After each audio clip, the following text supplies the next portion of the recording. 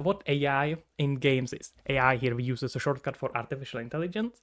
And to answer what AI is, we can first try to understand how it works. And we're gonna do another reversal to understand how it usually works. Let's understand what it is not. And the first important thing that we now have to add as a distinction is that it's not LLMs. It's not large language models, which these days is marketed as AI. I'm talking about things like ChatGPT, Cloud, these sort of chatbots. That's completely different from how AI in games works. So, cool. And another cool thing is that it's not magic either. It may seem complicated. Whenever you see some complicated system, it may looks like something that you cannot understand, but you have to realize that it's just a complex system. And as any complex system, it's just something that's built from a lot of really simple systems. So this should be actually quite encouraging, because it means you can really learn anything. Not just how AI works, but anything. As long as you manage to break it down into individual parts, you can understand those small individual systems, how they put together into a one complex system. So the easiest way how we can define AI is as a reactive algorithm. It's something that reacts in some way to our input. Arguably, this could be used for almost any algorithm, but let's keep it simple for us. Usually, we think about this as a AI agent, some sort of an enemy or perhaps friendly NPC that runs around in the world, and we can interact with it in some way, and it interacts to what we do. Perhaps if we move to its range, it's gonna start attack us. If we run away from it, it will potentially hide. A good thing to realize is that it doesn't necessarily have to be a humanoid, it doesn't necessarily have to be a NPC or something that's just moving around. The environment can be AI in game quite well, actually. You can think about this as a lot of, especially horror games, tend to have the environment and the world around you responding to your actions. If you tend to hide a lot, it will give you less spaces to hide. And all of this can very easily fall under AI, because it in some ways reacts to our players' reactions. Let's look at some common approaches to AI.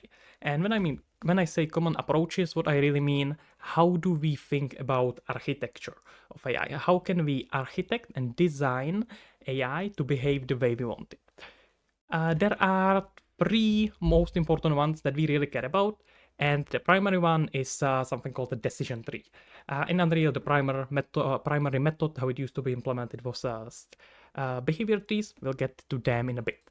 How we can think about this is that we have a state, and those states happen sequentially, one after another.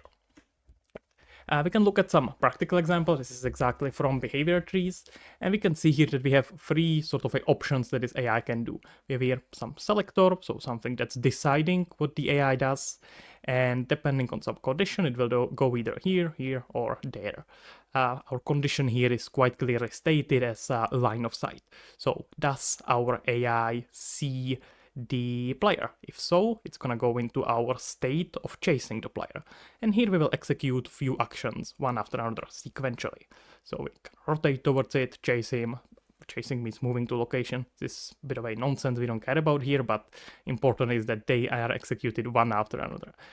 Then, if this condition sight of the player is false, we will switch into patrolling, or we will go to patrolling. We don't necessarily have to go through this state at all. And that's gonna find us some location, move to it, and then wait. And then you can think about writing AI within this architecture, within these decision trees, as huge trees with many potential branches and many potential roots that allow us to create quite complicated behavior based on a bunch of conditions like this one.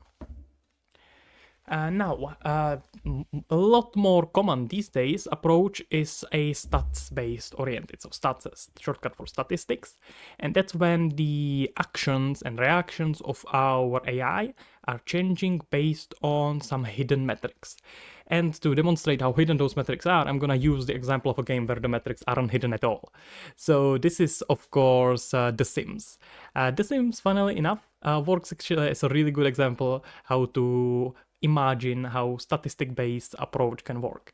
As we can see here, we have our character, our Sims, and our Sims has a certain metrics. We have here some hunger metric, some energy metric, and perhaps social metric. And over the day of the Sims, over the time the Sim is active, we will see those metrics changing. So the hunger will slowly go lower and the energy goes slowly lower, etc., etc. And depending on the state, the value of these metrics, this sim will do different actions. If its hunger is very low, it will have to go eat food. If its energy is very low, it will have to go to sleep. And in the exact same way, when we are architecting our AI to be based on metrics, it will take these values in, I suppose, it will decide based on them and do those actions. So if the AI sees that its hunger is very low, it will go eat. If it sees its energy is low, it will go to sleep. You can very often see this approach when the AI in games is set up rather as a ecosystem. It's something that we want to give player the impression that the world exists outside of him. Even if the player wasn't there, the world would still exist. Usually there is some day and night cycle involved. And metrics is something that helps us with this a lot.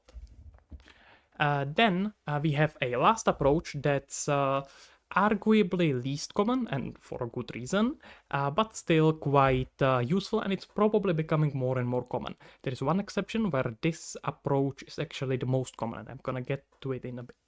How it works is that we specify a goal, and then the AI has a list of available actions, and it will pick those actions depending on what's the best way to achieve that goal. We don't tell it, we basically set up a system that will let us do it.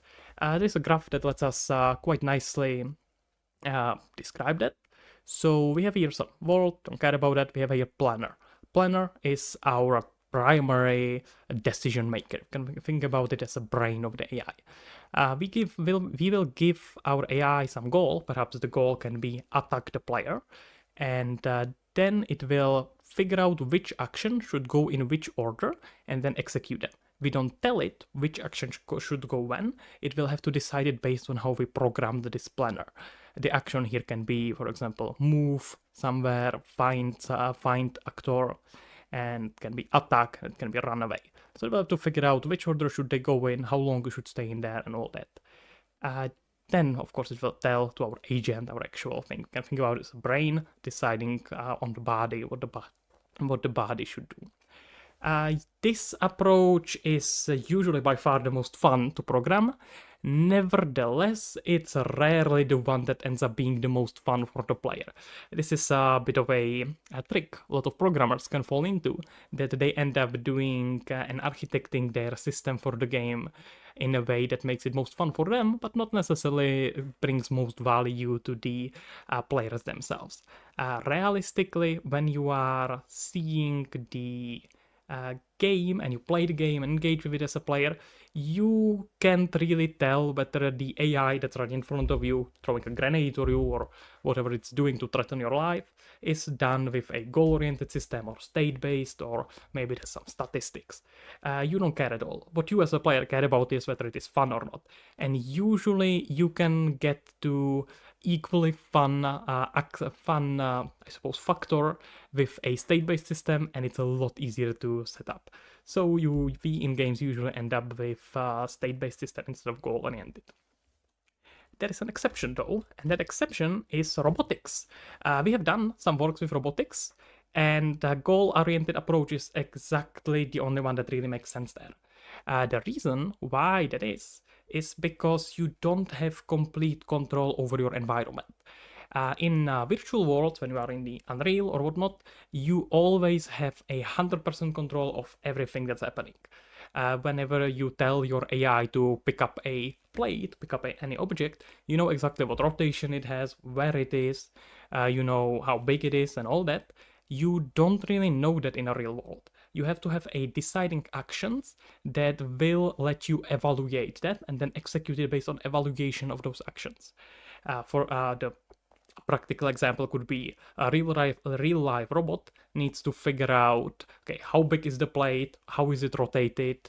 Well, the plate usually doesn't have to be rotated, but that's beside the point. whatever object it's picking up, it needs to have a certain rotation. And we can't predict that. Maybe someone walked over and slightly touched on it or moved it around, and the robot will have to always know that very accurately. And we don't know that, so we need to always decide it per action, which is where our goal-oriented approach really shines.